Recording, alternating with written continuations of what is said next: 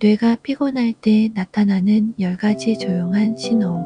안녕하세요. 지금 이 글을 읽고 계신 당신, 오늘 하루 잘 버티셨나요? 누군가에게는 긴 하루였을 테고, 누군가에게는 그냥 스쳐 지나간 시간일지도 모르겠습니다. 그런데요, 혹시 요즘 들어 딱히 무슨 일이 있었던 건 아닌데 자꾸 짜증이 나고 기억이 잘 안 나고 아무것도 하기 싫고 그냥 살아있는 것 자체가 좀 피곤하지 않으셨나요? 오늘은 그런 당신을 위한 이야기입니다. 뇌가 피곤할 때 나타나는 조용한 신호들. 몸이 아프면 티가 나지만 뇌는 조용히 무너집니다. 그 작은 신호들을 함께 들여다보면서 당신의 마음과 뇌를 살펴보는 시간. 지금부터 천천히 시작해 볼게요. 요즘 들어 사소한 말에도 화가 나고 누가 내 말을 끝까지 듣기도 전에 짜증이 확 올라온다. 그건 나쁜 성격 때문이 아니라 당신의 뇌가 피로하다는 신호입니다. 뇌는 피곤할수록 감정을 조절하는 능력이 떨어집니다. 예민해지고 공격적으로 반응하고 심지어는 내가 왜 이렇게 반응하는지도 모른 채 상처를 주고 후회하죠. 하지만 괜찮습니다.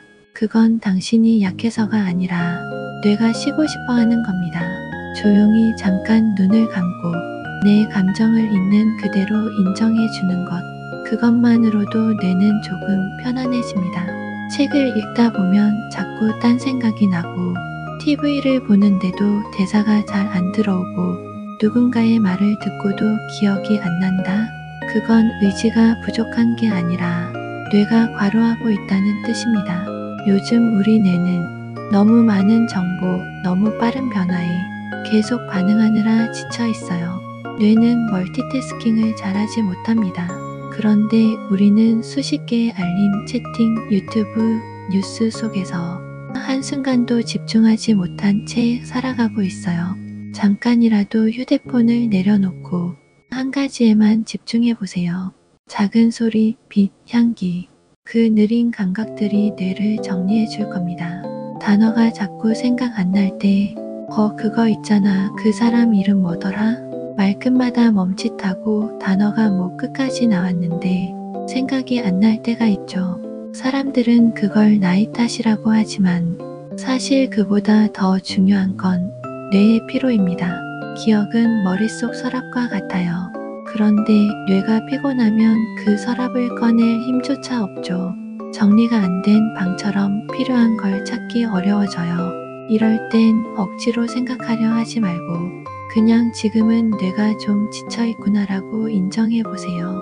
기억은 사라진 게 아니라 잠깐 안개 속에 숨었을 뿐이니까요. 자꾸 멍하게 있을 때 창밖을 멍하니 바라보다가 시간이 훌쩍 지나 있는 걸 느껴보셨나요? 아무 생각이 없는 듯한 그 시간. 사실은 뇌가 강제 휴식을 요청한 겁니다. 뇌가 지치면 스스로를 보호하기 위해 딥 리셋을 시도합니다. 그게 바로 멍입니다.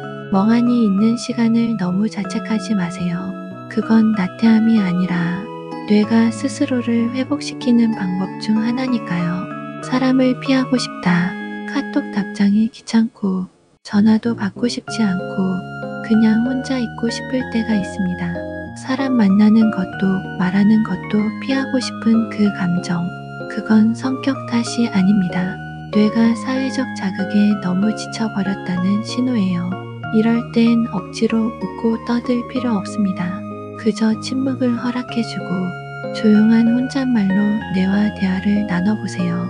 괜찮아, 오늘은 말하지 않아도 돼. 그 한마디가 뇌에게 큰 위로가 될 수 있습니다.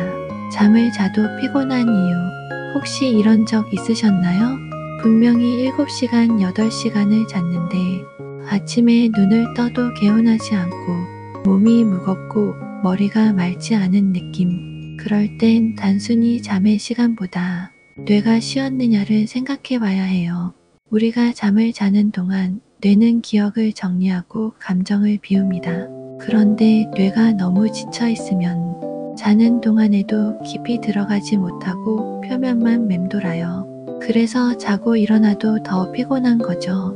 이럴 땐 억지로 더 자려 하지 마세요.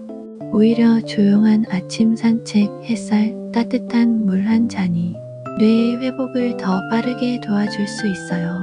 잠을 자는 것도 뇌와의 약속입니다. 그 약속이 회복이 되도록 나 자신을 다독여 줘야 해요. 부정적인 생각이 계속 날 때 괜히 기분이 가라앉고 누가 나를 싫어하는 것 같고 별일도 없는데 불안한 마음이 계속될 때가 있죠. 그럴 땐 너무나 자신을 미워하지 마세요. 그건 당신이 약해서가 아니라 지친 뇌가 위험에 더 민감하게 반응하는 것뿐입니다. 뇌가 피곤하면 세상은 더 어둡게 보입니다. 어제는 웃으며 넘겼던 일도 오늘은 상처처럼 느껴지죠. 이럴 땐 억지로 기분을 바꾸려 하지 않아도 괜찮아요. 아, 내가 지금 조금 지쳐있구나. 그걸 알아차리는 것만으로도 당신의 뇌는 안심하게 됩니다. 그리고 그 불안은 곧 지나갑니다. 모든 감정은 머물지 않고 흘러가니까요. 아무것도 하기 싫을 때 하루 종일 소파에 누워있고 무언가를 해야 하는 건 알겠는데 몸도 마음도 도무지 움직일 수 없을 때가 있죠. 우린 그럴 때 스스로를 자책합니다. 내가 너무 게으른가? 왜 이렇게 무기력하지? 하지만요, 뇌는 우리보다 먼저 신호를 보내고 있었던 거예요. 하고 싶은 게 없고 뭘 해도 재미가 없고 심지어 내가 좋아하던 일도 시큰둥할 때 그건 게으름이 아니라 뇌의 에너지가 바닥났다는 뜻입니다. 이럴 땐 아무것도 안 해도 된다고 나 자신에게 허락해 주세요. 오히려 그 쉼이 당신을 다시 일으켜 줄 겁니다. 같은 영상만 반복해서 본다. 유튜브, TV, 스마트폰. 똑같은 영상, 똑같은 음악만 반복해서 틀어놓고 생각 없이 바라본 적 있으시죠? 그건 집중해서 보거나 들으려는 게 아니라 그저 무언가를 틀어놔야 마음이 안정되기 때문이에요. 뇌가 너무 지치면 새로운 자극을 받아들이는 것도 피곤해합니다. 그래서 익숙한 자극만 반복하게 되죠. 그 익숙함 속에 숨은 것은 무의식적인 피로감입니다. 이럴 땐 소리를 줄이고 그저 잠깐이라도 조용함에 머물러 보세요. 익숙함보다 침묵이 뇌를 더 회복시킬 수 있어요. 그냥 존재하는 게 피곤하다. 마지막 증상은 어쩌면 가장 조용하지만 가장 무거운 신호입니다. 딱히 아픈 데는 없어요.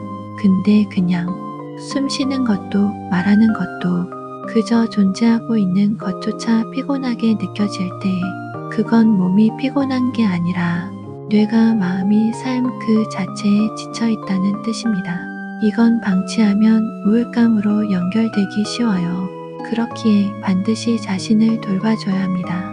무리해서 웃지 않아도 괜찮고 누구에게 설명하지 않아도 괜찮습니다.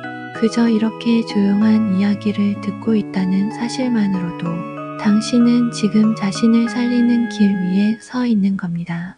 지금까지 함께한 뇌가 피곤할 때 나타나는 10가지 신호.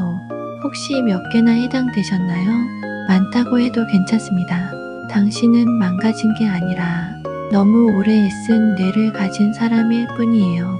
오늘 밤 핸드폰은 조금 멀리 두고 창문을 열고 조용한 음악 한 곡, 마음의 말 한마디 건네보세요. 오늘도 잘 견뎌줬어. 고마워. 그 따뜻한 속삭임 하나가 당신의 뇌를, 당신의 마음을 조금씩 회복시켜 줄 겁니다. 오늘은 자극적인 영상 대신 조용한 음악 한 곡, 따뜻한 차 한 잔, 그리고 아무 말도 하지 않는 시간을 선물해 보세요. 뇌가 회복되면 마음도 천천히 돌아옵니다. 여기까지 함께 해주신 여러분 고맙습니다. 다음에도 여러분의 마음 곁에 조용히 머무는 글로 오겠습니다. 잘 자요. 오늘도 잘 살아줘서 감사합니다.